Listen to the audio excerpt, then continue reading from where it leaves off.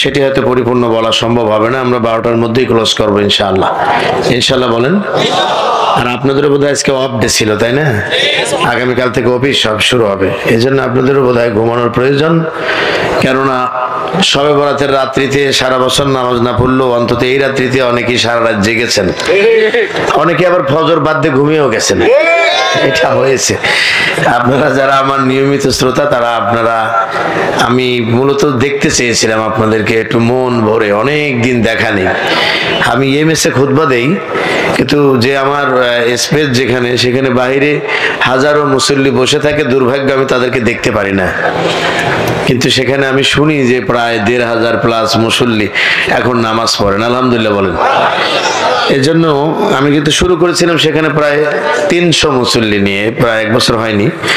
সেখানে আল্লাহ রাব্বুল আলামিন সেখান থেকে আমাদের মুসল্লির সংখ্যা বেড়ে দাঁড়িয়েছে 1500 প্লাস। এমন দিন আছে যে প্রত্যেক দিন মুসল্লি বৃদ্ধি পাচ্ছে, এটা আল্লাহর খাস রহমত। আশা করি আজকেও যারা নতুন শুনেছেন তেনারা ওখানে যাবেন মাঝে মধ্যে, এমনটি আশা করি, ঠিক কিনা বলেন? চলুন আমরা ছোট্ট একটা আলোচনা উপহার দিয়ে আজকে বিদায় নিতে চাই। তো এর আগে এটি কাজ করলে কেমন হয়, এটি পরামর্শ, যেহেতু সবই হয়ে গেছে এটাও হয়ে যাক। ওনারা একটু আপনাদের কাছে একটু ব্যাগ নিয়ে যাবেন, আপনারা যা পারেন দিয়ে দেন, একে সব কাজ শেষ করে দিয়ে একটু কথা বলে মোনাজাত করে যাব আমরা, কি বলেন তাতে? আমার মনে হয় এই ভেজালটা না রাখাও ভালো। আমাকে বলেছেন মোহতামিম সাহেব, উনি বলেছি যে ঠিক আছে ভাই, আমার মুসল্লিরা আমাকে রেখে যাবে না, সুতরাং আপনি চিন্তিত হওয়ার কোনো কারণ নেই। আপনারা মেহরবানি করে যার যার পকেটে একটু হাত দিবেন, 10 টাকা হলেও আপনারা দিবেন। একটি জাবালিনুর মাদ্রাসা একটা গত বছরই প্রোগ্রামে আমি ছিলাম, সেখানে অনেক খরচ হয় এবং পাবলিসিটি হয়, পোস্টারিং হয়, বক্তা খরচ হয় এবং ডেকোরেশন বিল, বিভিন্ন খরচ হয়। আপনারা মেহরবানি করে, কর্তৃপক্ষকে অনুরোধ করছি, আপনারা মেহরবানি করে অতি দ্রুত সময়ের মধ্যে আপনারা আপনাদের কাজটা সেরে ফেলুন। আমরা আলোচনায় চলে যাচ্ছি ইনশাআল্লাহ। ইন্নাল হামদালিল্লাহি নাহমাদুহু ওয়া নাস্তাঈনুহু ওয়া নাস্তাগফিরুহু ওয়া নাউযু বিল্লাহি মিন শুরুরি আনফুসিনা ওয়া মিন সাইয়্যাতি আ'মালিনা। মান ইয়াহদিহিল্লাহু ফালা মুদিল্লা লাহু ওয়া মান ইউদ্লিলহু ফালা হাদিয়া লাহু। ওয়া নাশহাদু আন লা ইলাহা ইল্লাল্লাহু ওয়াহদাহু লা শারীকা লাহু ওয়া নাশহাদু আন্না মুহাম্মাদান আবদুহু ওয়া রাসূলুহু আল্লাযী আরসালাহু বিল হাক্কি বাশীরান ওয়া নাযীরা ওয়া দাঈয়ান ইলাল্লাহি বিইذনিহি ওয়া সিরাজাম মুনীরা। ফাকাদ ক্বালা আল্লাহু তাআলা ফী কালামিহিল মাজিদ ওয়া ফুরকানিহিল হামিদ। সকলে আমার সাথে পড়ুন, আউযু বিল্লাহি মিনাশ শাইতানির রাজীম। বিসমিল্লাহির রাহমানির রাহিম। ইন্নাল্লাহা ওয়া মালাইকাতাহু ইউসাল্লুনা আলান নাবিয়্যি ইয়া আইয়ুহাল্লাযীনা আমানু সাল্লু আলাইহি ওয়া সাল্লিমু তাসলিমা। আল্লাহুম্মা সাল্লি আলা মুহাম্মাদ ওয়া আলা আলি মুহাম্মাদ কামা সাল্লাইতা আলা ইব্রাহিম ওয়া আলা আলি ইব্রাহিম ইন্নাকা হামিদুম মাজিদ। আল্লাহুম্মা বারিক আলা মুহাম্মাদিন ওয়া আলা আলি মুহাম্মাদ কামা বারাকতা আলা ইব্রাহিম ওয়া আলা আলি ইব্রাহিম ইন্নাকা হামিদুম মাজিদ। একটু জিকির করেন, লা ইলাহা ইল্লাল্লাহ। ঠিক হবে, একটু হালকা একটু বিট দিতে হবে, একটু বিট হবে, একটু বিট হবে। হ্যাঁ, লা ইলাহা ইল্লাল্লাহু মুহাম্মাদুর রাসূলুল্লাহ। পড়ুন সাল্লাল্লাহু আলাইহি ওয়াসাল্লাম। প্রিয় ভাই সব, আমি সময়ের প্রতি খেয়াল রেখে আমি খুতবাটা দ্রুত পড়ে নিয়েছি, এই জন্য যে বাচ্চারা নামতে একটু দেরি করে ফেলেছিল 2-1 মিনিট। এটা আমি একেবারেই ডিসিপ্লিন মেনে চলা মানুষ। আপনারা যারা আমাকে আগের থেকে চেনেন, মেহরবানি করে কেউ খালি হাতে যাওয়ার চেষ্টা করবেন না। 10টা টাকা হলেও ওদেরকে দিবেন, এবং যেন এই আজকের এই আয়োজনের অর্থটা হয়তো সবে আপনারা কভার করতে পারবেন না, কিন্তু আপনারা শরীক হবেন এই কোরআনের মাহফিলে, জাতির এই ক্লান্তি লগ্নে যেখানে অনুষ্ঠিত হচ্ছে বারেন্দ্রা তথা গাজীপুর সিটি কর্পোরেশনের 3 নং ওয়ার্ডের গুরুত্বপূর্ণ আজকের এই কোরআনের মাহফিল। ইনশাআল্লাহ বলেন, দিবেন তো ইনশাআল্লাহ? জি, কেউ খালি হাতে দিবেন না, খুব দ্রুত সময়ের মধ্যে ইনশাআল্লাহ হয়ে যাবে। একটু সাউন্ড বাড়াতে হবে, একটু ইকো মিক্সার মেশিনের লাইন দাও।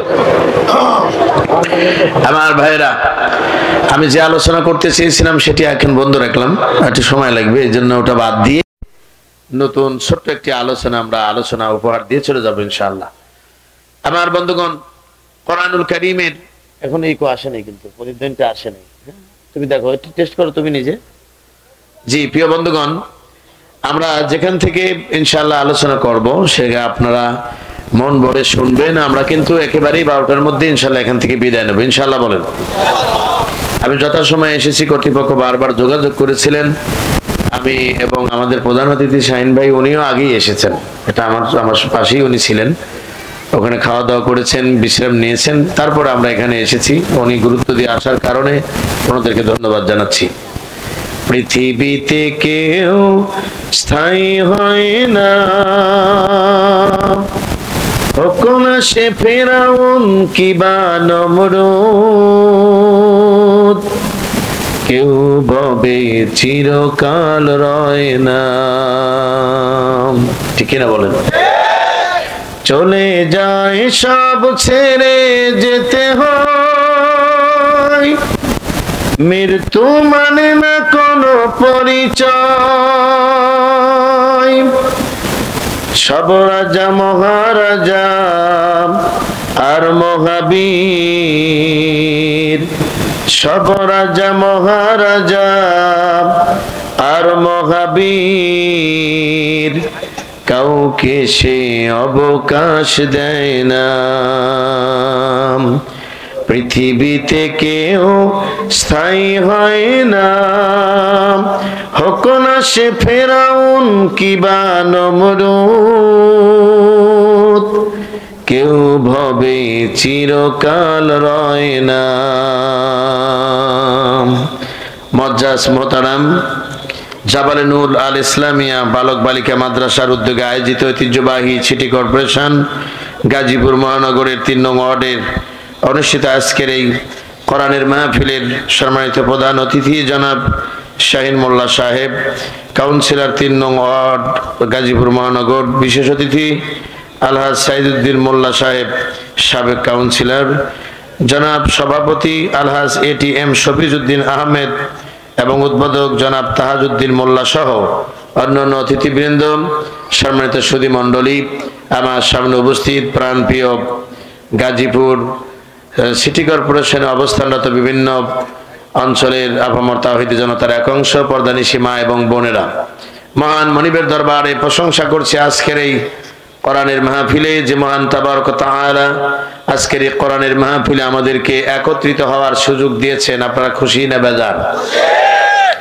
নিঃসন্দেহে সেই খুশির আওয়াজ আমরা মহান আল্লাহকে ব্যক্ত করতে চাই। আমরা পড়ছি আলহামদুলিল্লাহ, পড়ুন সবাই, রব্বানা লাকাল হামদ হামদান কাসীরান তাইয়্যিবান মুবারাকান ফীহি, লাখো কোটি দরুদ এবং সালাম বর্ষিত হোক আমাদের একান্ত প্রিয় নবী, প্রাণ প্রিয় রাসূল সাইয়্যিদুল মুরসালিন রাহমাতাল লিল আলামিন।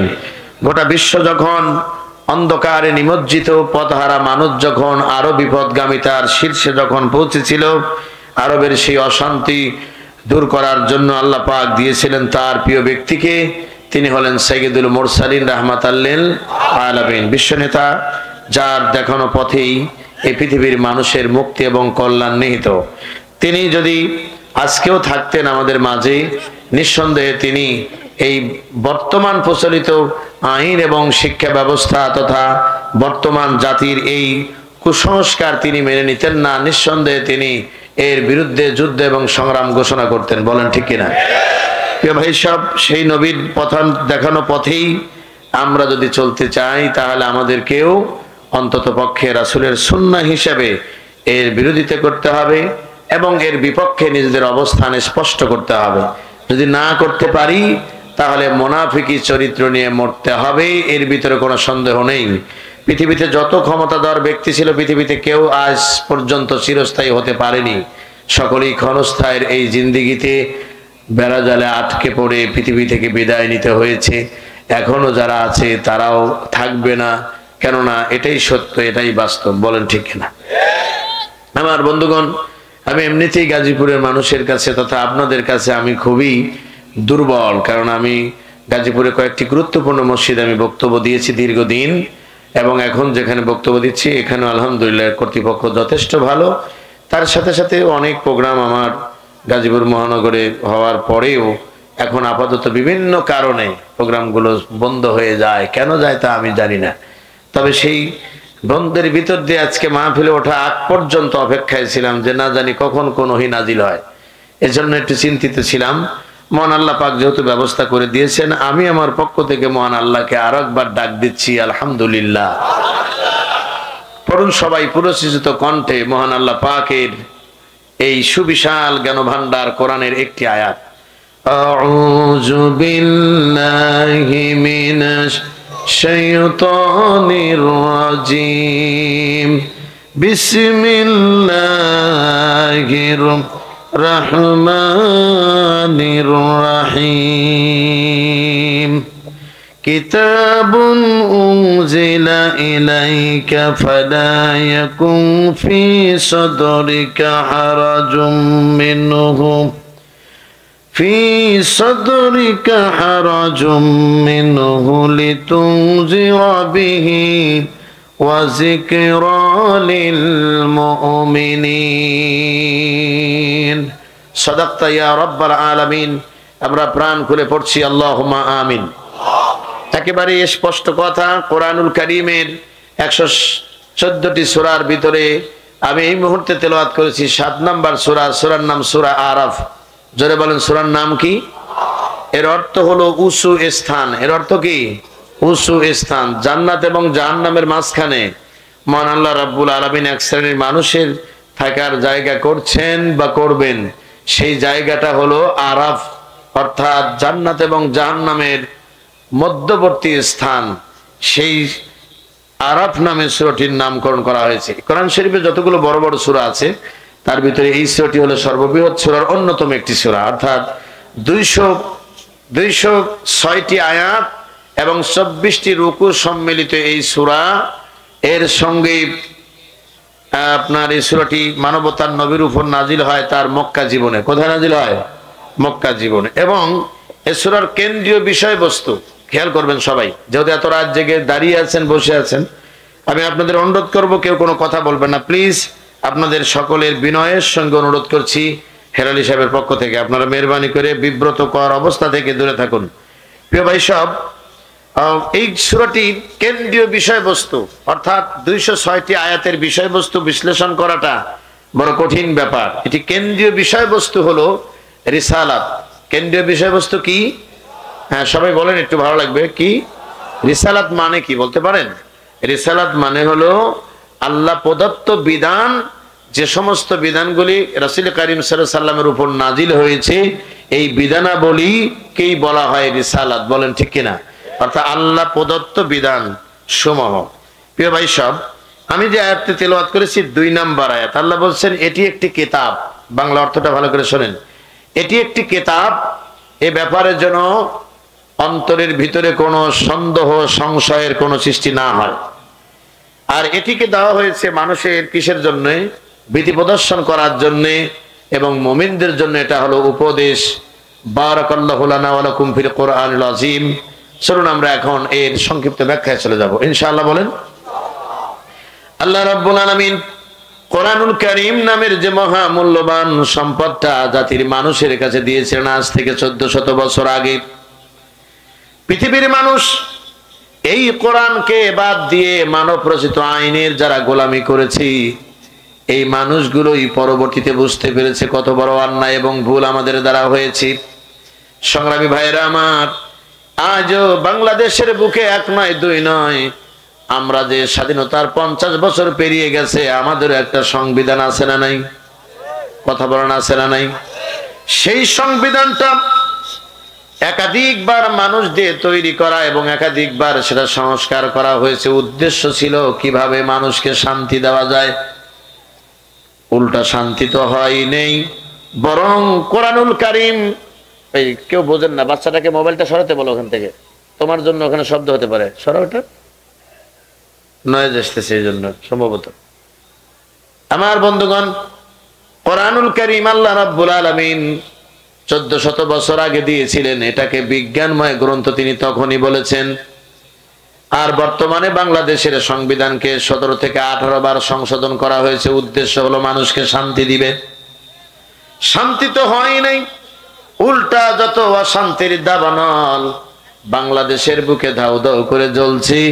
মানুষ বিপদগামী এমন ভাবে হয়েছে যার মানুষকে পথে ফিরে আনা কঠিন হয়ে গেছে। বলেন ঠিক কিনা? আমি বলতে চাই, এই কোরআনুল কারীম আজও যদি বাংলাদেশের পার্লামেন্টের অধিবেশনে যারা ক্ষমতায় আছেন তারা সবাই মিলে যদি আবার কোরআনের বিধান যদি কায়েম করে দেয়, আল্লাহর কসম করে বলছি, এই কোরআনের বিধান বাস্তবায়ন হওয়ার কারণে এ সমাজের সকল অশান্তি দূর হয়ে আল্লাহ পাক আবার শান্তির বাতাস দিয়ে দিবে। আমার বন্ধুগণ, যে কথাটি আমি আপনাদের বোঝানোর জন্য যত সম্ভব চেষ্টা করব, আল্লাহ পাক যেন আগে আমাকে বোঝার তৌফিক দান। জোরে বলেন আমিন। আমার ভাইয়েরা, যে কোরআন আমি তেলাওয়াত করেছি, আল্লাহ রাব্বুল আলামিন তিনি বলেছেন এটি একটি কিতাব যা আমি আপনার প্রতি নাজিল করেছি। সমস্যা হচ্ছে কোনো? ও আচ্ছা আচ্ছা, মানে ও দূরে যাওয়া তো ঠিক না, যিনি এক্সপার্ট তিনি থাকবেন। জি জি, একটু যদি না হয়, মানে ইসলামিক গানের সময় যদি একটু ইকো না হয় তাহলে কেমন হবে? যদি দিয়ে ঘুমাইতে যায় তাহলে আমরাও ঘুমিয়ে যাব, ঠিক কিনা বলেন? এর জন্য আমরা ঘুমাতে দিতে চাই না। একটু চিৎকার দিয়ে আল্লাহু আকবার বলেন তো। আপনাদের কি খুব কষ্ট হচ্ছে? এই একটু সময় পেয়েছি, মানে অন্যদিন সময় দিতে পারি না, আর আজকে সময় এমনি পার হয়ে গেল, আমি বুঝতে পারলাম না। সুযোগ দেওয়ার পরেও সুযোগটা কাজে লাগাতে পারলাম না। কারণটা হলো অনেক সময় পেরিয়ে গেছে, এজন্য আমরা দুঃখিত। বলেন ঠিক কিনা?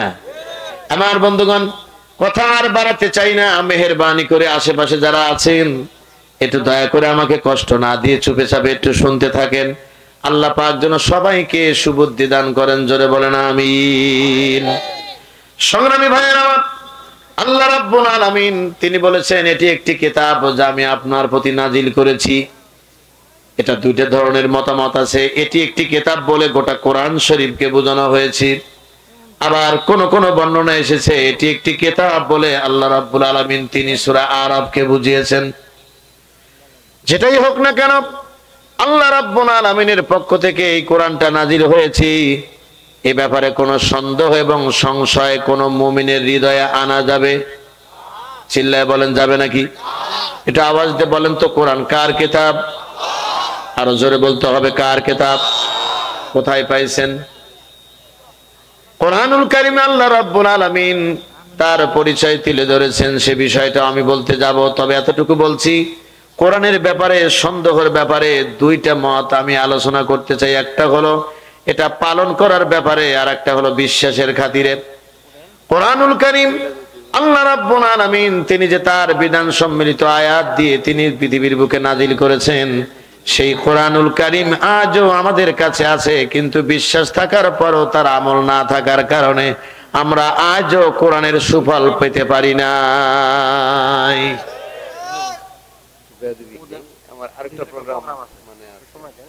আচ্ছা ঠিক আছে, আলহামদুলিল্লাহ। ভাইয়া দোয়া করবেন। শুকরিয়া জাজিলা।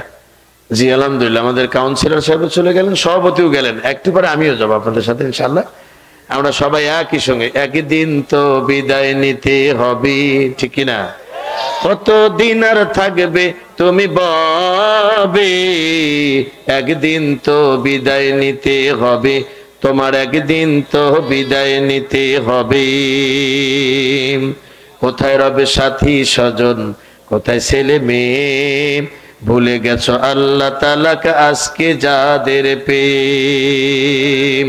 কোথায় তোমার বাড়ি গাড়ি সাজানো সেই ঘর, দুশক মেলে দেখবে বয়াল অন্ধকার কবর রে, অন্ধকার কবর। বাড়ি গাড়ি মালিক তুমি, ক্ষমতার মালিক তুমি, কি লাভ তাতে হবে, একদিন তো বিদায় নিতে হবে। আমার বন্ধুগণ, যারা আজকে সমাজের কর্তৃত্ব এবং নেতৃত্বে ব্যস্ত, অজু করার মাসালা তো দূরের কথা, ডিলা কুলুপের মাসালা জানে না। আর আমার কোমলমতি বাচ্চারা, 6 বছর 8 বছরের বাচ্চারা, আপনি দেখবেন 40 হাদিস সহ মুখস্থ করে বলে দিতেছে আর বলতেছে অজু গোসল তো দূরের কথা, দৈনন্দিন জীবনে একজন মুসলমানের যা প্রয়োজন সবই যেন তাকে আল্লাহ পাক হৃদয়ে গেঁথে দিয়েছে। কথা বলেন আল্লাহু আকবার। সুতরাং আপনাকে মনে রাখতে হবে, ইসলামকে ওরা নিভিয়ে দেওয়ার ষড়যন্ত্র করেছিল আবহমান কাল থেকে, আজও চেষ্টা চালিয়ে যাচ্ছে, কিন্তু এই কোরআনের আওয়াজকে তারা নিভাতে পারবে না। চিল্লাবেন পারবে? তাহলে কোথায় রেখেছি কথাটা মনে আছে তো? আবু জেহেলরা ওরা বিরোধিতা করেছে, কিন্তু নবীজির চরিত্র নিয়ে কখনো মন্তব্য করে নাই। কিন্তু বর্তমানে আবু জেহেলের যারা প্রেতাত্মা, তারা নবীজির চরিত্রের পর্যন্ত মন্তব্য করে। কথা বলেন ঠিক কিনা? তবে এখানে আস্ফালনের বিষয়টা হলো, দেখবেন নেতাদের চরিত্র নিয়ে কথা বললেই ওই আসামি গ্রেফতার করতে 24 ঘন্টাও লাগে না।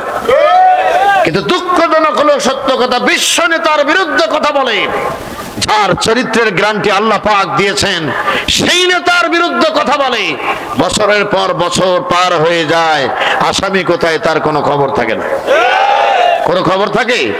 কিন্তু কেউ যদি, সবাই যদি ছেড়ে দেয়, ধরবেন কে? তার হাত থেকে রেহাই পাওয়ার কোনো ক্ষমতা কারো আছে? আল্লাহ বলছিল বেশি বোঝা ভালো নয়। বেশি বুঝতেছিল মিয়ানমার, বেশি বুঝতেছিল মিয়ানমার, মুসলমানদেরকে মেরে মসজিদগুলো এবং মাদ্রাসাগুলো এতিমদের পুরায়া মেরে এদেশে তাড়িয়ে দিয়েছিল মাজলুম ওই রোহিঙ্গাদেরকে। রোহিঙ্গাদের আত্মনাথের কণ্ঠের আওয়াজ আর আজিম ভেদ করে আল্লাহর কাছে চলে গিয়েছিল। বলেন ঠিক কিনা? বছর 2-1 বছর ঘুরতে ঘুরতে সেই মিয়ানমারকে এখন মৃত্যুপুরী আল্লাহ বানায় দিয়েছে। তার কারণ আল্লাহ রাব্বুল আলামিনের বিধান যারা মেনেছিল তাদেরকে তারা অন্যায়ভাবে হত্যা করেছিল এবং তাদের বসতভিটা থেকে তাদেরকে বিতাড়িত করেছিল। আল্লাহ রাব্বুল আলামিন এমন কাজ করেছে যে আল্লাহ রাব্বুল আলামিন ওদের সৈন্যদেরকে এদেশে আসতে বাধ্য করেছে। সে আল্লাহ আছে না নাই? চিল্লাবেলা আছে না নাই? আজকেও যেমন ভারতের জমিনে অযোধ্যায় বাবরি মসজিদ কেড়ে নিয়ে রাম মন্দিরের উদ্বোধন করেছে। আপনারা যারা এখানে বসে আছেন, নামাজ পড়তেছেন 2 রাকাত, মনে করতেছেন জান্নাতে চলে গেলাম। তো জান্নাত কি সেই জিনিস যে একটা করে টিকিট দিলেন আর চলে গেল একদম জান্নাতে? আমার দেশে অনেক 5-6টা মৌলবী আছে যারা মানুষকে জান্নাতি বলে ঘোষণা দেয়। বোধহয় ওহী নিয়ে এসেছে, বোধহয় কেউ, উনি ঘোষণা দিয়ে দিচ্ছেন আমাকে জান্নাতি। কিন্তু আপনি কি একবার ভেবে দেখেছেন বাবরি মসজিদ ভেঙে দেওয়া হলো? আপনারা সকলে যদি জিজ্ঞাসা করি মসজিদ কার ঘর, আপনারা জবাব দিবেন আল্লাহর ঘর। প্রশ্ন থাকতে পারে আল্লাহর ঘরে আক্রমণ করলো, ভেঙে দিল, মূর্তি বানায় আবার মূর্তির আরাধনা করতে লাগলো, কই কেউ আল্লাহ তো বাধা দিল না? প্রশ্ন জাগে কিনা? কিন্তু আল্লাহ কি আগের চেয়ে দুর্বল হয়ে গেছে? আল্লাহ কি পারে না? এমন কি হয়েছে? না, আল্লাহ রাব্বুল আলামিন তিনি বলেছেন আমি আছি এবং আমি থাকবো। হুয়াল হাইয়ুল কাইয়ুম, তিনি চিরন্তন এবং চিরঞ্জীব। মনে রাখবা মুসলমানের আল্লাহ ছাড় দিয়েছেন আর গোটা বিশ্বের মুসলমানদেরকে আল্লাহ পাক দেখিয়েছেন তোরা মুসলমান রবি মুনাফিক নাকি তোরা মুসলমান। বলেন ঠিক কিনা? এটি যাচাই বাছাই করার জন্য। তবে আমাদের সমাজ বর্তমানে একটু ব্যতিক্রম ভাবে চলছে। সেটি হলো আমাদের সমাজে বর্তমানে কোরআন হাদিসের গবেষণা দল থাকার কথা 2টা। কয়টা থাকার কথা? 2টা। একটা হলো হিজবুল্লাহ আল্লাহর দল আর একটা শয়তানের দল। কিন্তু মাঝখানে আরেকটা দল বেরিয়েছে যে দলটার নাম হলো নিরপেক্ষ দল। আপনি দেখবেন এই দলের সদস্য হাজী সাহেব আছে, এই দলের সদস্য মাওলানা সাহেব আছে, এই দলের সদস্য বক্তা আছে। একটু টাইট দিলেই বলবে আমি কোনো রাজনীতি করি না, আমি নিরপেক্ষ। কথা বলেন। অনেক মসজিদের মুফতি সাহেব দেখবেন বলবে ভাইরা আমার, বলে কি হয়েছে? বলে আমি কোনো দল করি না। কেন দল করেন না আপনি? কেন দল করেন না? বলবে যে আমি নিরপেক্ষ দলের সদস্য। হাজী সাহেবকে জিজ্ঞাসা করবেন, বলবে আমি এত টাকা দিয়ে হজ করে এসেছি, সমাজের এই ঝঞ্ঝাটের ভিতরে আমি নাই। একেবারে মাহবুবে সুবহানী, কুতুবে রব্বানী, গায়ে চুলকানি। কি অদ্ভুত ব্যাপার, শুনতে অবাক লাগে। আপনাদের বোধহয় কষ্ট হচ্ছে নাকি? শুনতে অবাক লাগে। যখন এই লোকগুলো আবার মরার সময় আবার যায় বলে বিসমিল্লাহি ওয়া আলা মিল্লাতি রাসূলিল্লাহ, যখন বলে তখন শয়তান আফসোস করে হয়তো পাশে থেকে বলে, এ তো সাবেক আমার কর্মী ছিল, রাসূলের দলে দিলি কেন? কথা কয় না, বোঝা গেছে আপনারা আমাকে ভুলে গেছেন। থাক থাক থাক থাক থাক, ঘড়ির দিকে তাকায় দেখতেছি 33 বাজে, আর মাত্র ওই 17-18 মিনিট ওয়াজ হবে, 50-এ মোনাজাত হবে। আল্লাহু আকবার কোন। আপনারা কি চলে গেলে এখনই মোনাজাত করে দিয়ে দেবো? তাহলে যারা দাঁড়িয়ে আছেন সহ সব একসঙ্গে আমরা একটা তাকবীর দিতে চাই আমার আল্লাহর। আমার সঙ্গে বলতে হবে নারায়ে তাকবীর। শয়তানকে তাড়িয়ে দিতে হবে। মূল কথা হলো নিরপেক্ষ দলের সদস্য বানাইছে, চিন্তা করছেন তো কথাবার্তা। আল্লাহ পাক কোরআনুল কারীমের ভিতরে তিনি বলেই দিয়েছেন যে তোমরা যদি জাহান্নামের আগুন থেকে বাঁচতে চাও, হাল আদুল্লুকুম আলা তিজারাতিন তুনজিকুম মিন আযাবিন আলীম তুমিনুনা বিল্লাহি ওয়া রাসূলিহি ওয়া তুজাহিদুনা ফি সাবিলিল্লাহি বিআমওয়ালিকুম ওয়া আনফুসিকুম যালিকুম খায়রুল লাকুম ইন কুনতুম তা'লামুন।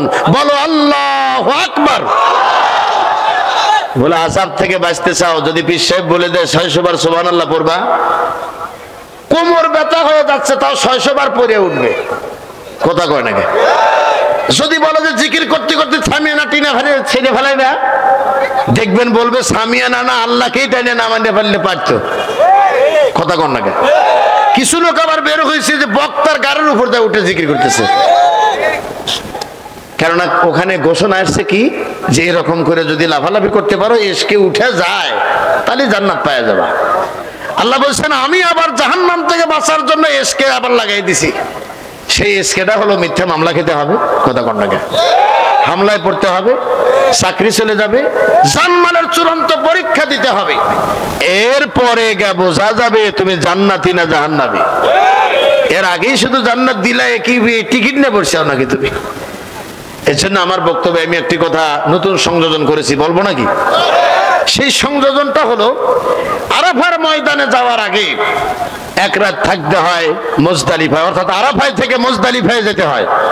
প্রিয় ভাই সব, মুজদালিফায় যারা যান নাই তারা বুঝবেন না। আল্লাহ আমাকে নিয়েছিলেন, আমি বলছি না যে আমি হজে গেছি, আল্লাহ ওখানে নিয়েছিলেন আমাকে। শুয়ে থাকলাম, বলে এখান থেকে পাথর নিয়ে যেতে হবে। আমার দৃঢ় বিশ্বাস এদেশের চুরি করা টাকা দিয়ে, উত্তরাধিকারী মেরে দেওয়া টাকা দিয়ে, মানুষকে ধোঁকা দিয়ে ইনকাম করার টাকা দিয়ে, রাস্তাঘাটের ইট বালু সিমেন্ট চুরি করা টাকা দিয়ে যারা হজ করতে যায়, ওই পাথর যখন মুজদালিফায় থেকে নেয়, শয়তান হয়তো আফসোস করে বলে খবরদার পাথর সবাই নিক, তুই জানি নিস না। কথা কন না কেন? বললো কেন? ধরেন উত্তর দিল কেন? বলে আমি তোরে চোর বানাইছি, আমি তোরে ডাকাত বানাইছি, আমি তোরে ওজনে কম দেওয়াইছি, আমি তোরে খাদ্যে ভেজাল দেওয়াইছি, আমি তোরে বড় মহিলাকে দর্শন করাইছি। কথা কর না কেমিয়া? আমি ছিলাম হলো তোদের লিডার, তোর বুকে কি একটু কষ্ট লাগে না? নেতাকে এইভাবে পাথর মারা যায়? তবে যেহেতু সবাই নিতেছে তুইও নিয়ে যাস, কিন্তু মারিস না যেন আমারে। ওইখানে যায় যখন জামারায় যখন পাথর মারে, শয়তান আফসোস করে বলে সবাই মারছে, আমার কোনো দুঃখ নাই, কিন্তু তুই জাতি ভাই হয়ে যখন আমারে মার দিছিস তখন আমার বুকটা ফেটে যায়। কথা কর না কেন? চাচা মেয়ে এসেছেন হজ করার জন্য, হজ করে দেশে এসেছেন, আজিব উনি অন্য কোনো কাজে যাবেন না, সমাজে যত অন্যায় অবিচার খুন খারাপি হয়ে যাক উনি তা দেখতে যাবেন না। উনি একটাই চিন্তা, ওই যে মাকানের ভিতর মুআল্লিম দিয়ে দিছে, যদি হজ কবুল হয়ে যায় লাইসা লাহু জাযা ইল্লাল জান্নাহ, সে জান্নাত পেয়ে যাবে। এই চিন্তায় ওনার কাম শেষ। কার টাকা পয়সা চুরি করছে ও চিন্তা নাই, মাথায় একখান রুমাল দিয়ে ঘুরতেছে চাচা মিয়া। কথা কর না কে? আমার ওয়াজ শুনলে বলে যে না তুমি খালি একটু করা কথা কও, তোমার ওয়াজ শুনে কোনো লাভ হবে না। কেন লাভ হবে না? আমল নাই। চিন্তা করছেন তো কথাবার্তা? আমার কথায় নাকি আমল নাই। আরে আমল দেব কোন জায়গায় থেকে? আমলের তো কোনো বডি তোমার নাই। কথা কর না কে? আমি যদি বলতাম যে ঘুষ করা টাকা দিয়ে তুমি হজ করে এসেছো জান্নাতে চলে যাবা, তাই যদি এক পেটি আমারও দিয়ে দিতা। কথা বলেন ঠিক না আমার বন্ধুগণ? সুতরাং কোরআন যে আল্লাহর কিতাব, এ ব্যাপারে আরবের কাফেররা যখন দ্বিমত করতে লাগলো, আল্লাহ রাব্বুল আলামিন নবীকে বললেন, নবীজি আমি চ্যালেঞ্জ করে দিলাম, ওকে বলে দেন ওরা যদি পারে ওদের নেতা দিয়ে সবাইকে দিয়ে তারা যেন চেষ্টা চালিয়ে যায় অনুরূপ একটা তৈরি করার জন্য, কিন্তু তারা পারে নাই। আল্লাহ রাব্বুল আলামিন ডেকে বললেন, নবীজি ওরা কখনোই পারবে না, তার কারণে কোরআনের সবচেয়ে বড় প্রবক্তা হলাম আমি আল্লাহ রাব্বুল আলামিন। সংগ্রামী ভাইয়ের আমার, আজও গাজীপুর থেকে ঘোষণা দিতে হবে, জীবনের শেষ বিন্দু রক্ত থাকতে যতদিন বেঁচে থাকবো পৃথিবীতে এক কথায় ঘোষণা দেব, কোরআন কার, কোরআন আল্লাহ। এ কোরআনের কথা আমাকে বলতেই হবে, বলেন ঠিক কিনা?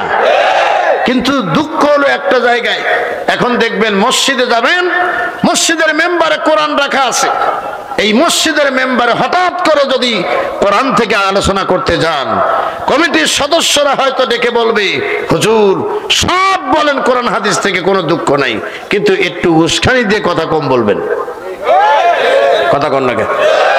ওয়াজের মঞ্চে দেওয়া আছে কোরআন শরীফ, আজকে তো আমি চাই নিছি, এখানে ছিলই না। কোরআন শরীফ ওয়াজের মঞ্চে দেওয়া আছে, বক্তাকে ঘরে থেকেই টাইট দিয়ে নিয়ে এসেছে, যা বলবেন এলাকার সব জন চোখ দিয়ে পানি বেরায়। সর্বনাশ, অদ্ভুত ব্যাপার। এলাকায় চোর গুন্ডা সব আছে, সুদখোর আছে, ঘুষখোর আছে, চোখ দিয়ে সবার পানি বের করতে হবে। হুজুর দিয়ে দিছে এক চিন্তা, হুজুর নিজেও কাঁদে, শ্রোতা মন্ডলীও কাঁদে, কিছুক্ষণ পর চোখে হাত দিয়ে দেখে কারোর চোখে পানি নেই। কথা কর না কেন? এরকম বক্তা দেশে আছে না নাই? এটা আওয়াজ দিয়ে বলেন, আছে না নাই?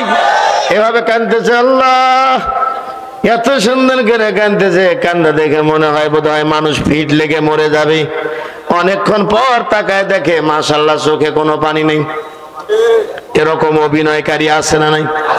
সংগ্রামী ভাইয়ের আমার, আজকের এই গাজীপুরের জমিন থেকে আমরা আল্লাহ রাব্বুল আলামিনের কাছে এক কথায় বলতে চাই, কোরআনে কোনো সন্দেহ নাই, এই বলে মেনে নিয়েছি, আর জীবনে কোনোদিন কোরআনকে অন্যের কিতাব মনে করব না। এই হলো দীর্ঘ ব্যাখ্যার সংক্ষিপ্ত কথা। 2 নম্বর হলো, এই কোরআন প্রচারের ক্ষেত্রে কোন রকমের দ্বিধা সংকোচ অন্তরে আনা যাবে না। আরো চিল্লায় বলেন ঠিক কিনা? এটা আওয়াজ দিয়ে বলেন তো, কোরআন কি সুদের বিরুদ্ধে বলেছে? কি বললেন? কি বললেন আপনারা? এই আপনাদের কথা মনে চলে গেলাম আবার দিনাজপুরে কয়েকদিন আগে মাহফিল করতেছিলাম, দিনাজপুর সদরের মধ্যে সম্ভবত। তো হঠাৎ করে খেয়াল করেন, আরে হাসার কিছু নেই, সে হঠাৎ স্বপ্নপুরীর পাশে তো এক নেতা বক্তব্য দিচ্ছেন, নেতা টাকুর নিচে কাপুর, দেখে মনে হচ্ছে মাল না খেলে ঘুমই ধরে না। তো ভাবলাম নেতা বক্তব্য দিচ্ছে, আমি চুপ করে বসে আছি। কিছুক্ষণ পর দেখি ছেলে পেলে হাসতেছে, চিন্তা করলাম আমি তো না শুনেও ভুল করলাম, কানটা দিয়েই দিছি। নেতার বক্তব্য হলো, আপনারা বলেন আপনার ছেলে নামাজ পড়ে না কেন জানতে হবে, ঠিক আছে, রোজা করে না কেন জানতে হবে। এই কথা বলতে বলতে নেতা বলে ফেলেছে, আপনার ছেলে নেশা করে না কেন তাও জানতে হবে। ছেলে পেলে হাসতেছে, সর্বনাশ, এ কি কয়, আমি তো অবাক। কথা কর না কে? নেশা করে না কেন তাও জানতে হবে, নেতা বলে কি? যেমন জান তেমন আজরাইল, বলেন ঠিক কিনা? যেরকম মানুষ সেরকম তার কথা। বাচ্চারা হাসলে। তা আজকে আপনাদের বললাম যে কোরআন কি সুদের বিরুদ্ধে বলছে, আপনারা সবাই বললেন না। এর মানে হলো আপনারা সবাই বোধহয় এই পেশার সঙ্গে জড়িত আছেন। কথা কর নাকি, আছেন নাকি? ফেসবুকে কয়েকদিন আগে একটা পোস্ট দিছে, সেই পোস্টটা হলো কি জানেন, এখন তো চুরি আর কোনোদিন এই শীত কেটে কি হয়? কথা কর না, হয় না তো। কিভাবে চুরি হয়? দেশে বসেই আছি, ব্যাংকের টাকা কোথায় বেগম পাড়া চলে গেছে আমরা কেউ জানি না, এইভাবেই তো চুরি হচ্ছে। এর মানে হলো ডিজিটাল চোর, বলেন ঠিক কিনা? তো ডিজিটাল চোরের কায়দায় এই জামানায় এসে সুন্দর করে শীত কাটা কয়েকটা ছবি দিয়া এক ব্যক্তি লিখে দিছে যে কালের আবর্তনে এই শিল্প হারানোর পথে। কথা কর না কেন? কালের আবর্তনে এটা কি হারানোর পথে। দুঃখে মনে হয় ফেসবুকের দিকে তাকায় থেকে অন্তত আধা ঘন্টা ভাবি যে মানুষের রুচি কি। চিন্তা করছেন তো, চুরি বিদ্যা হারিয়ে যাচ্ছে, দুঃখে বুকটা ফাটে যাচ্ছে। তার কারণ আগের মতো আর সেই দিন ওই চুরি আর হয় না যে মানুষের শীত কেটে চুরি করে নিয়ে যাবে। আমার বন্ধুগণ, সুতরাং আপনাদেরকেও বলছি, প্রচারের ক্ষেত্রে কোনো অবস্থা রকমের দ্বিধা সংকোচ করা যাবে না। আপনারা উত্তর দিলে খুশি হবেন। 1 নাম্বার হলো সুদের বিরুদ্ধে কোরআনে আছে না নাই? সুদের বিরুদ্ধে কথা বলতে গিয়ে এদেশের হাজারো ইমামের চাকরি চলে গেছে। এটাকে আপনি বিশ্বাস করেন? চিল্লায় আপনি বিশ্বাস করেন? বিশ্বাস করবেন না। আমার জীবনে কত কিছুর সম্মুখীন হয়েছি, বলতে গিয়ে বলতেছি না, তার কারণ অনেক পরিচিত লোক এখানে আছেন, আমি বলতে চাচ্ছি না। তবে একটি কথা আপনাকে বলে যাচ্ছি, এই আজাদ কমপ্লেক্স নয়াপাড়াতে খুতবা দিতে যায় হক কথা বললে মানুষের দেখবেন কলজায় আগুন লেগে যায়। আর যত আপনি কি করবেন, কি তেল মারবেন, ফুটবল কথা কন না কে চেনেন তো, এ কি দেয়, কি দেয়, এটা কি দেয়? হ্যাঁ, সবাই একসঙ্গে জেকেরের সাথে বলেন, কি দেয়? পাম দেয়। তো ফুটবলে যদি পাম না দেয়, ওই ফুটবল মনে মনে চিন্তা করে যাক আজকে অন্তত অবসরে থাকবো, কিন্তু যেদিন আসর নামাজের আগে ফুটবলটা মুছিয়া হাওয়া দেওয়ার জন্য নিয়ে যায়, ফুটবল যদি পারতো তাহলে জাতীয় সংবাদ সম্মেলন করে বলতো যে মাননীয় স্পিকার আমার আজকে এত গুরন গুরবে, এত লাথেন লাগতে হবে, আমার কোনো দুঃখ নাই। তবে তো সবচেয়ে বড় দুঃখ হলো যে যত বেশি ঘুরাতে পারবে ওই বেশি পুরস্কার পায়। কথা কয় না, মিথ্যা কথা বলছি বলেন? যদিও বলতো, একজন যদি প্রশ্ন করতে যে আপনাকে যে আজকে লাথি মারবে আপনি বুঝলেন কেমনে? কোন আগের 2 দিন হাওয়া ছিল না, আজকে হাওয়া দিছে, এর মানেই বুঝতে পারছি কপালে আমার গুড়ি আছে। এদেশের যারা ইসলাম মানে না, কোরআন মানে না, হাদিস মানে না, দিন বোঝে না, তারপরেও তাদেরকে যখন আল্লাহর ওলি বানায় কিছু হুজুর নামের খেজুর, আপনি মনে রাখবেন কপালে ফেরেশতার গুড়ি আল্লাহ আছে। এর ভিতরে কোনো সন্দেহ আছে? তার কারণ আপনি যা না তাই আপনাকে বানানো হলো। আমার বন্ধুগণ, প্রচারের ক্ষেত্রে কোনো অবস্থায় দুর্নীতি করা যাবে না। এই যে আজাদ কমপ্লেক্সের কথা কেন বললাম, আমি একদিন বক্তব্য দিচ্ছিলাম, যারা আজাদ কমপ্লেক্সে নামাজ পড়েছেন তারা জানেন, মাল্টির গেট পর্যন্ত পার হয়ে যেত মুসল্লিরা, মার্কেট থেকে শুরু করে কেউ বাইরে জায়গা পেত না।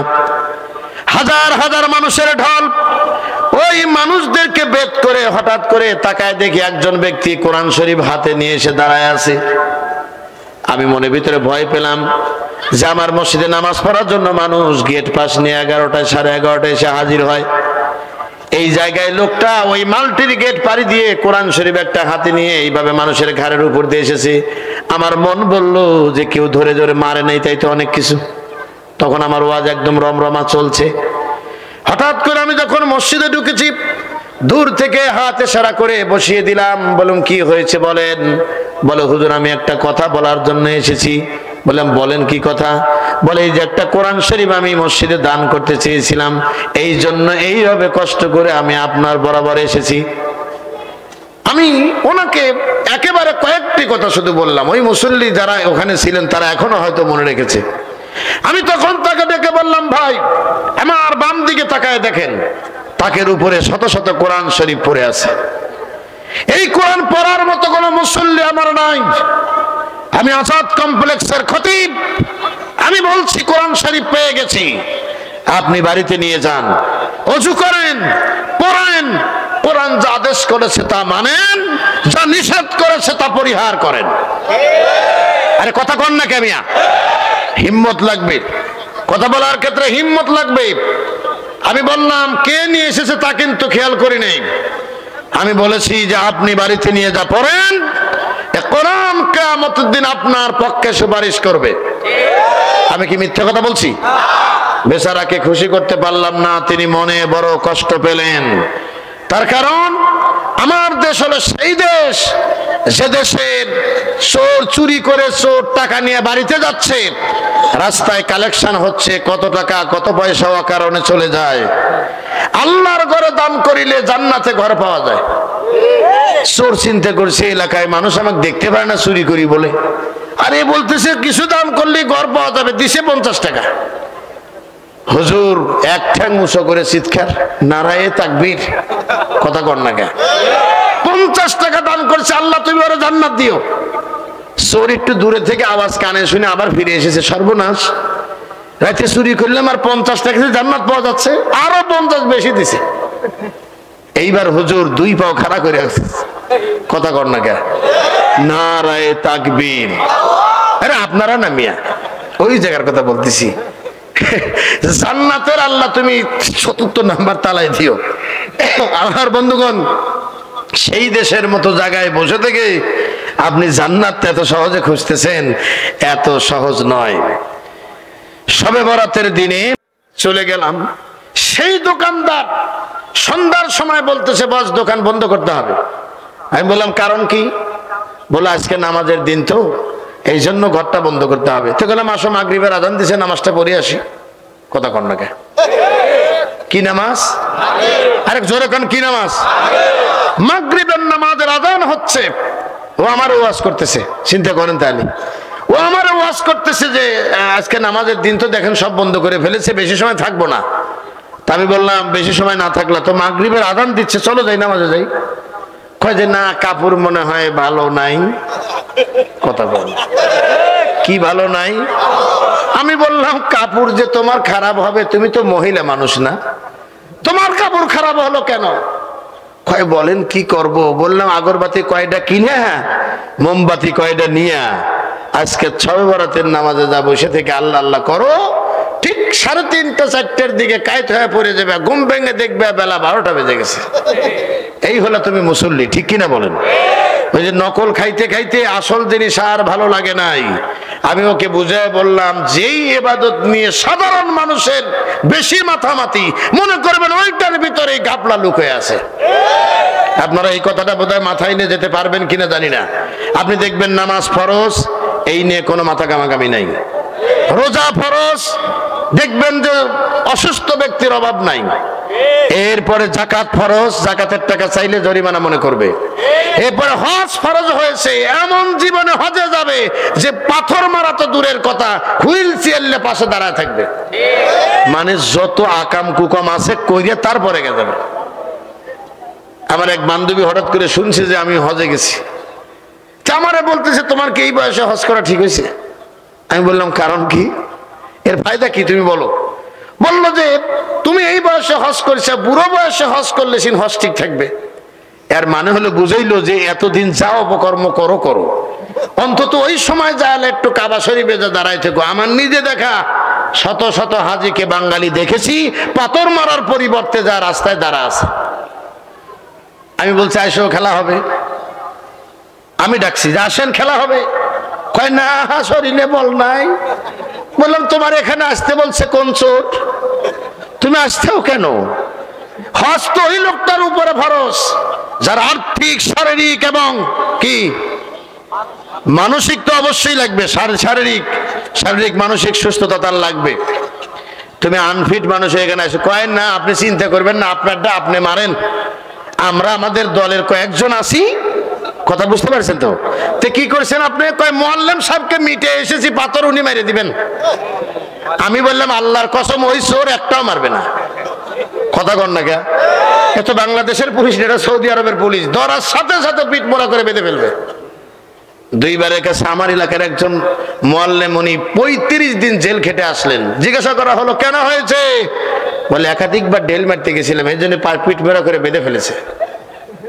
প্রিয় ভাই সব, এই জন্য সব জায়গায় সব কথা বলা যায় না, বলেন ঠিক কিনা? আল্লাহ হেদায়েত দান, জোরে বলেন আমিন। আমার বন্ধুগণ আপনারা কষ্ট পাচ্ছেন? আমি আর 5 মিনিট কথা বলবো, তারপরে ইনশাআল্লাহ মোনাজাত করব।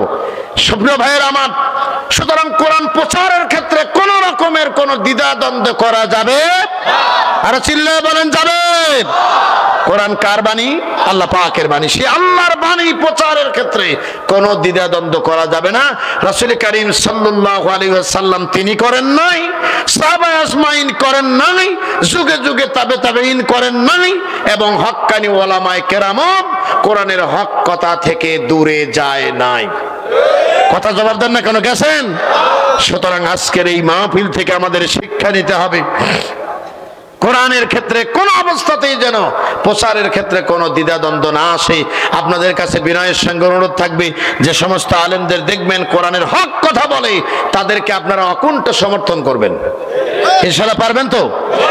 আমার জীবনে কিন্তু আমি কোনো বক্তার ওয়াজ এইভাবে শুনি নেই। আমার কণ্ঠটা সাইদি সাহেবের সঙ্গে একটু মেশে, এই জন্য আমি সাইদি সাহেবের ওয়াজও আমি শুনি না। তার কারণ মানুষ বলবে যে নকল করে এসেছে। কথা কন না কেন? আমি নকল করে বক্তা হইনি, নকল হইতেও চাই না, কিন্তু আমার জীবনের স্বপ্ন ছিল একদিন কোরআনের পাখি বের হবে, আর সেই বের হওয়ার পরে তিনি যখন কোরআনের তাফসীর করবেন, আমার মতো এত যোগ্য বক্তা হয়তো আমি সেদিন কি করতে পারবো না, বক্তা হতে পারবো না, কিন্তু আমি পাশে বসে থেকে মুখের দিকে তাকিয়ে থেকে অপলক দৃষ্টিতে আমি তার সেই মহীয় বাণী কোরআনের কথা শুনতাম। এটা আমার মনের আশা ছিল। আর আল কোরআনের পাখিটারে রেখো না খাসায় আর বন্দি করে এই গানটি বারবার গেয়েছিলাম, হৃদয় পড়ে গেয়েছিলাম। আল্লাহ পাক মঞ্জুর করেন নাই, হুজুরকে নিয়ে গেছেন। আমার বন্ধুগণ, ওপারের জন্য আল্লাহ ভালো রাখেন, বলেন আমিন। আরো চিল্লায় বলেন আমিন।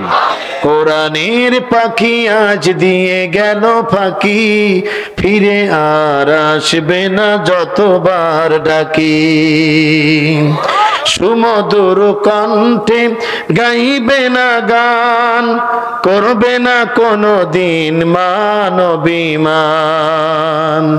অশ্রুতে যায় বিজে আখি, কোরআনের পাখি আজ দিয়ে গেল ফাঁকি, ফিরে আর আসবে না যতবার ডাকি। আমার বন্ধুগণ, সুতরাং আজকের এই আলোচনা অসমাপ্ত কথা, আপনারা দয়া করে কেউ উঠবেন না, আমি মোনাজাত করবো। কয়েকটি কথা শেষে বলছি, সেটি হলো কোরআন হাদিস যেখানে আমরা আছি সেখানে এই স্লোগান কিন্তু আমরা দেই, কিন্তু বলেন তো দেখি, স্বাধীনতার পর থেকে বাংলা ভাষায় এই স্লোগান দেওয়ার পরেও আজও কি আমরা কোরআনের কাছে সরাসরি সম্পৃক্ত হতে পেরেছি? চিল্লাবন পেরেছি? এদেশে কত পার্সেন্ট মুসলমান? প্রায় 92% মুসলমান। অথচ আমরা 51 জন যদি কোরআনের পক্ষে সমর্থন দিতাম, তাহলে আমরা এদেশে আল্লাহর আইন চালু করতে পারতাম। বলেন ঠিক কিনা? আমরা কি তা পারেছি? আমরা তা পারিনি। তাহলে নিঃসন্দেহে আমাদের স্লোগানের মধ্যে কি লুকায় আছে? কথা বলেন। আরে বেজাল না, বলেন স্লোগানের ভিতরে মুনাফিকি স্লোগান লুকিয়ে আছে। আর আরেকটা কথা হলো, যদি এই কোরআনের আইন বাস্তবায়িত হতো, তাহলে জাহাঙ্গীরনগর বিশ্ববিদ্যালয়ে বেড়াইতে যায় দর্শনের শিকার হতো না। কথা বলেন, হতো। আর আমার দেশের যুবক যুবতীর ভিতরে নারী পুরুষ, পুরুষ থেকে নারী, নারী থেকে পুরুষ হওয়ার এই মনের বাসনা কেউ জন্ম দিতে পারতো না। আজকে শরীফ থেকে শরীফে হচ্ছে, কয়েকদিন পরে আপনার যুবতী মেয়ে বাড়িতে গিয়ে বলবে, বাবা আমি এখন নিজেকে পুরুষ মনে করি। নাউজুবিল্লাহ বলেন নাই? আপনার যুবক ছেলে গিয়ে বলবে, বাবা আমি এখন নিজেকে মোজাক্কার মনে করতেছি।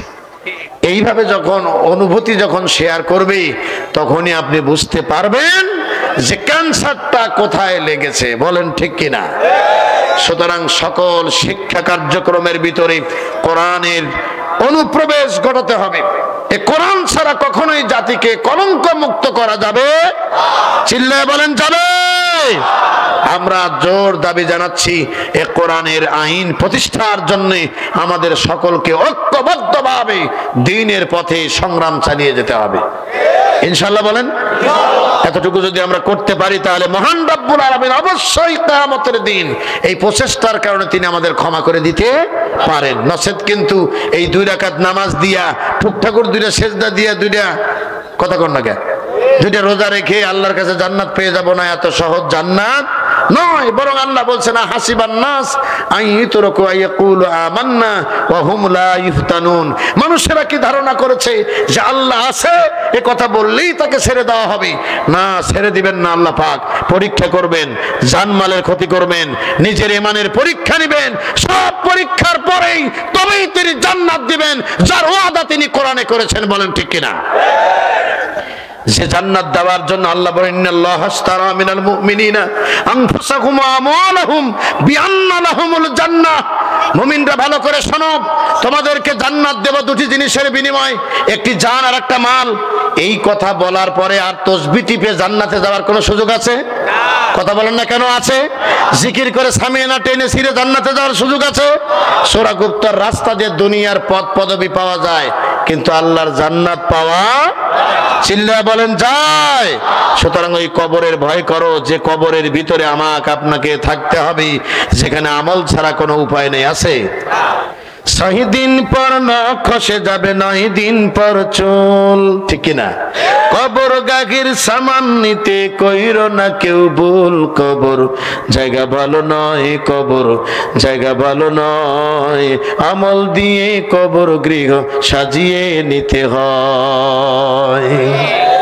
একটু মনে মনে ভাবেন তো যে এত সুন্দর আঙ্গুলগুলো, এগুলো 6 দিনে খুলে পড়ে যাবে, 9 দিনে সারা শরীরের সমস্ত বাসনগুলো পড়ে যাবে, আর 17 দিনে পেটটা ফেটে সব প্রকার খাদ্য হবে, 60 দিনে শরীরের গোশতগুলো আলাদা হয়ে যাবে, আর 90 দিনে কেবলমাত্র শুধু কঙ্কাল পড়ে থাকবে, আর কোনো অস্তিত্ব থাকবে না। 6 দিন পর নখ খসে যাবে, 9 দিন পর চুল, কবর গাগির সামান নিতে কইরো না কেউ ভুল, কবর জায়গা ভালো নয়, কবর জায়গা ভালো নয়, আমল দিয়ে কবর গৃহ সাজিয়ে নিতে হয়। 17 দিন পেট পেটে সব প্রকার খাদ্য হবে, 60 দিনে সব গোশতগুলো আলাদা হয়ে রবে, 90 দিনে হাড়গুলো সব, 90 দিনে হাড়গুলো সব আলাদা হয়ে রয়, কবর জায়গা ভালো নয়, কবর জায়গা ভালো নয়, আমল দিয়ে কবর গৃহ সাজিয়ে নিতে হয়।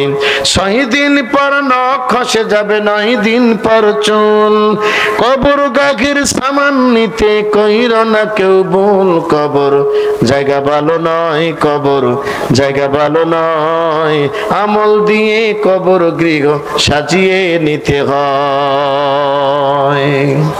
আল্লাহ যেন আমাদেরকে সেই কবরের সামান তৈরি করার সুযোগ দেন, বলেন আমিন। আরো চিল্লায় বলেন আমিন। আমার বন্ধুগণ, আমি মানুষ মাত্রই ভুলের ঊর্ধ্বে নয়। আপনারা এতগুলো মানুষ দাঁড়িয়ে থেকে আপনারা কোরআনের কথা শুনলেন, যত মানুষ বসেছিলেন এই প্রায় সমপর্যায়ের মানুষ দাঁড়িয়েছিলেন, আলহামদুলিল্লাহ কর।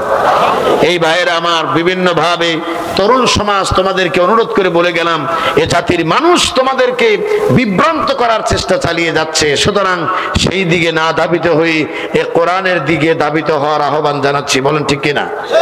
আপনারা আমার কথায় কষ্ট পেয়েছেন, ইনশাআল্লাহ ভুল ত্রুটি ক্ষমা করবেন, আমার জন্য দোয়া করবেন। কর্তৃপক্ষকে ধন্যবাদ জানাচ্ছি, এত সুন্দর একটি পরিবেশে, সুন্দর মনোরম পরিবেশের এই আয়োজনটি সুসম্পন্ন করার জন্য মহান রবের কাছেও আমরা কৃতজ্ঞতা প্রকাশ করছি, বলেন ঠিক কিনা? প্রিয় ভাই সব সকলে একটু দোয়া করি, সকলে দরুদ ইব্রাহিম পড়ুন, আল্লাহুম্মা সাল্লি আলা মুহাম্মাদ।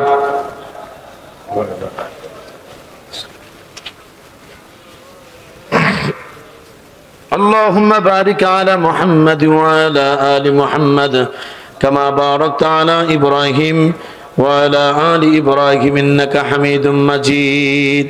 প্রিয় ভাই সব, আমাদের অসংখ্য মুসল্লি যারা, আমার নিয়মিত নামাজের মুসল্লি যারা, তারা আমার এখানে আলোচনা শোনার জন্য এসেছেন। আমাদের ইএমএস এর আমাদের অত্যন্ত প্রিয় ভাই শাহিন ভাই, যিনি সহকারী ম্যানেজারের দায়িত্বে আছেন, তিনিও আমাদের প্রোগ্রামে এসেছেন।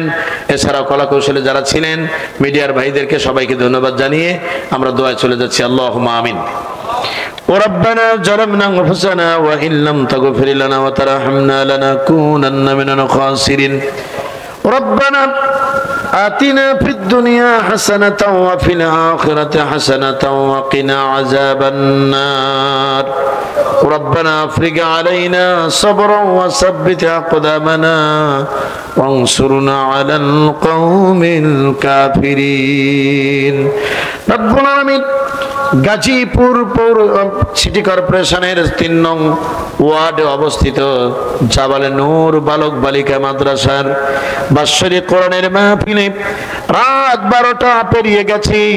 এলাকার হাজারো মুসলমান নরনারী এই কোরআনের মাহফিলে এসে হাজির হয়েছিল। আল্লাহ, বিভিন্ন ব্যস্ততা, বিভিন্ন ঝামেলার পরে যতটুকু সময় পেয়েছি, মানুষ হৃদয়ে বড়ে প্রাণ ভরে কোরআনের কথা শুনেছি। আল্লাহ রব্বুল আলামিন, যা কিছু আলোচনা করা হয়েছে ভুল ত্রুটি ক্ষমা করে দাও।